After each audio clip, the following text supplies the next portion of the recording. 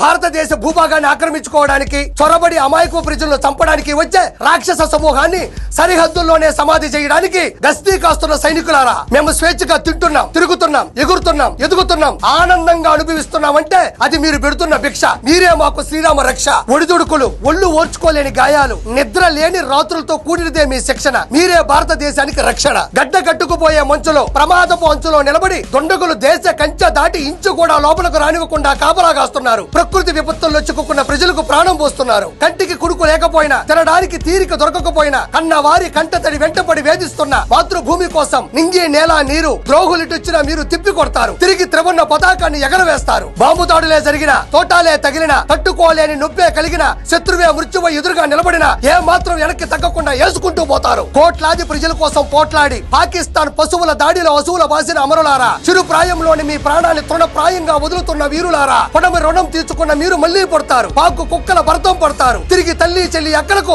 సింధూరం పెడతారు. బంగళాలు, బంగారాలు, పొలాలు, స్థలాలు, ఉద్యోగాలు ఎన్నిచ్చినా మీ రుణం తీర్చుకోలేనిది, మీ మరణం మరువలేనిది. కనీ పెంచి దేశ సేవకు పంపాలి అనిపించి తమ బిడ్డల్ని భారత గడ్డకు త్యాగం చేస్తున్న తల్లిదండ్రులకు, ఎంచుకున్న రంగంలో ప్రాణాలు పోతాయని తెలిసిన, పెంచుకున్న దేశం మీద పిచ్చి ప్రేమ కోసం పరిగెడుతున్న సైనికులైన మీకు నా సెల్యూట్. ఇది డ్రెస్ కాదు, ఉగ్రవాదుల్ని ఓచ కోత కోసే అడ్రస్. భారత మాతాకి జై. జై హింద్.